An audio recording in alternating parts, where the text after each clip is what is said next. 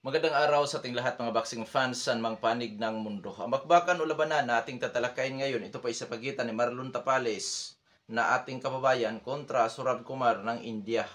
Fight schedule September 7, 2024. Nagaganapin po ang bakbakan sa Cambodia. Didipinsan po ni Tapales ang kanyang WBC Asian Continental Super Bantamweight title. Sa bakbakan na ito, tayo pa ay maghahayag ng sarili nating fight prediction, comparison at analysis.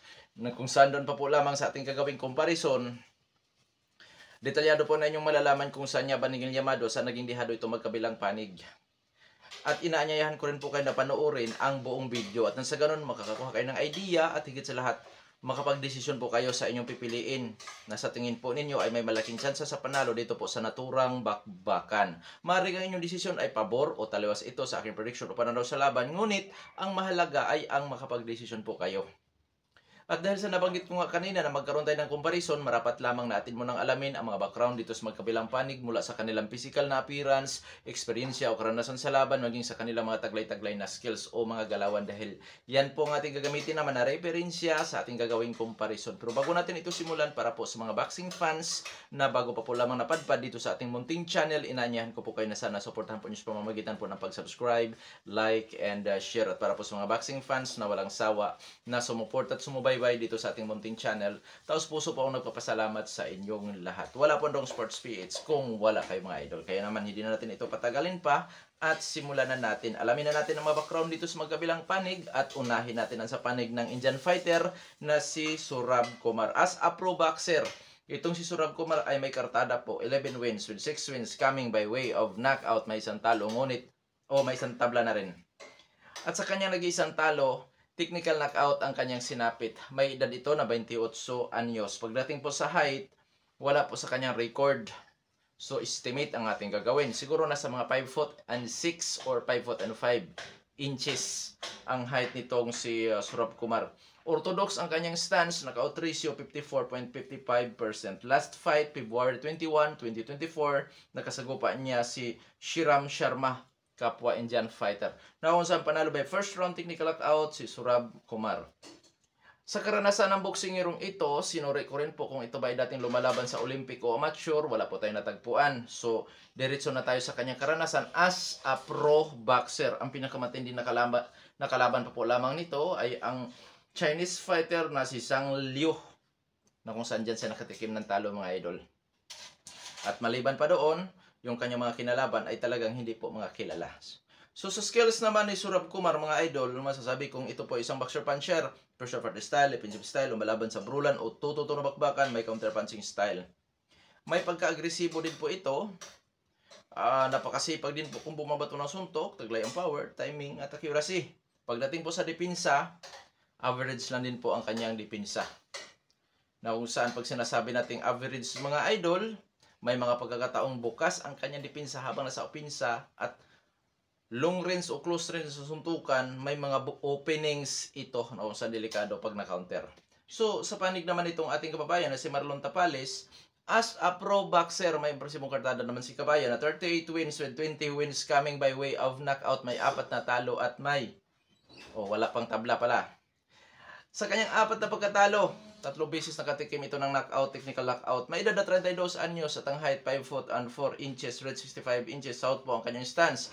Knockout ratio 52.63%.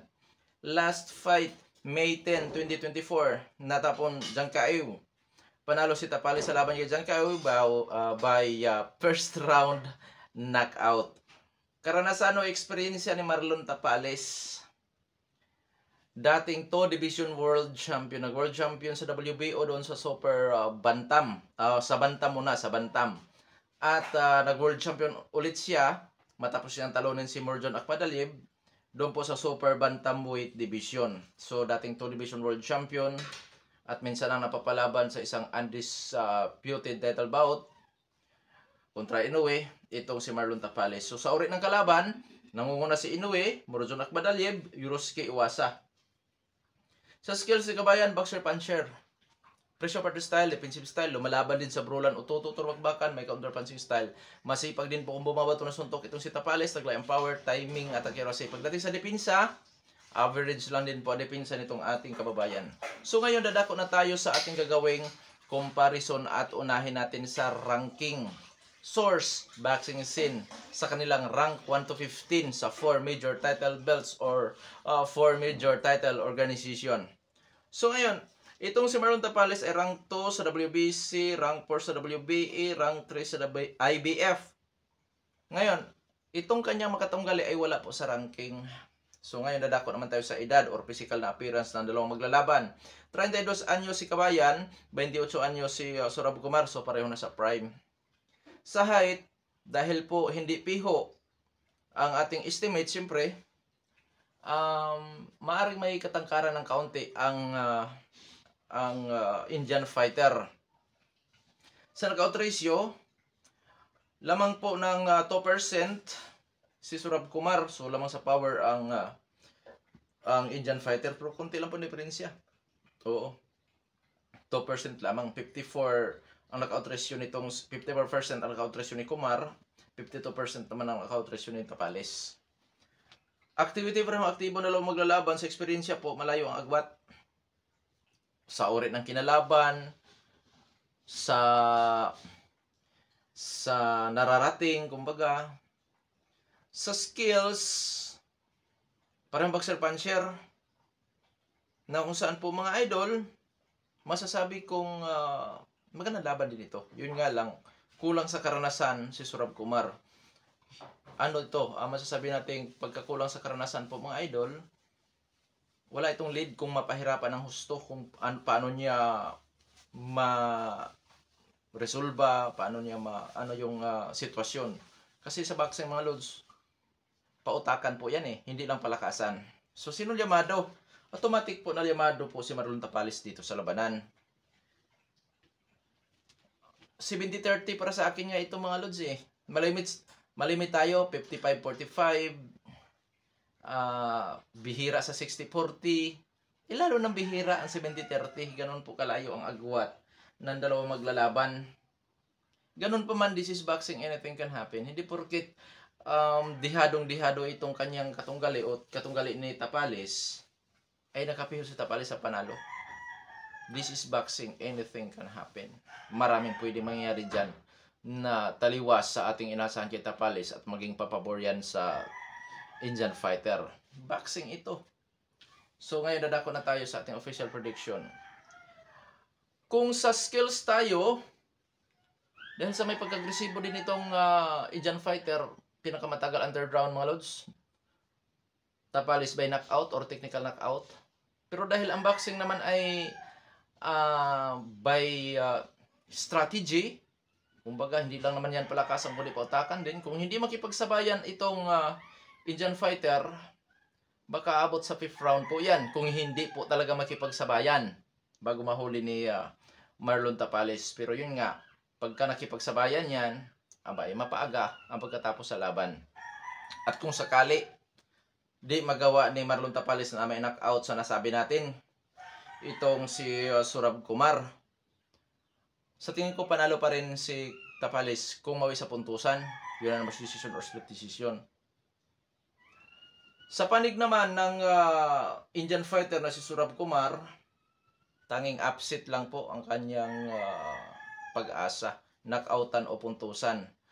Siguro kung sa puntusan, dahil marami din kung mababatong suntok, so yun nga. At syempre may power kahit paano din naman itong si Surab Kumar. So masasabi din natin na malay natin makasuntok ito ng one punch knockout. Di ba? Oo, isa suntok lang din naman ang kailangan Posibleng magbago, posibleng matigil, matapos ang bakbakan na yan sa isang suntok lang. Kaya para sa ating kababayan, iba yung pag-iingat. Huwag magpakakampante, huwag maging overconfident. Kasi dyan madadali ang mga kilalang boksingero. Malimit na dadali ang hindi kilalang boksingero. O malimit madali ang mga kilalang boksingero sa mga hindi kilalang boksingero dahil sa sobrang kumpiyansa, tiwala sa sarili. Kaya huwag magpakakampante dito si Marlon Tapales. Kasi nga kung matalo siya dito mga lods, tiyak tayong lagapak ang kanyang pagka-top ranking dito po sa WBC, WBA at IBF. Oo, tiyak, lagapak siya agad dyan pag natalo siya dito sa hindi kilalang boksingero noong saan ito nga si Tapales ay nabati ko sa iba pang mga boxing fans. Kaya wag maliitin ito ni Tapales mga lods, kasi nga masasabi ko sa inyo, may kalalagyan din siya dyan pag kasi ay magiging overconfident dahil isang suntok lang talagang kailangan. Posibleng makapagpabago sa takbo ng laban or tatapos sa laban. Kaya ingat talaga kasi siya pa naman ang liyamadong-liyamado dito sa labanan na ito. Hanggang dito na lamang, ito Pandong Sports PH. Maraming salamat po.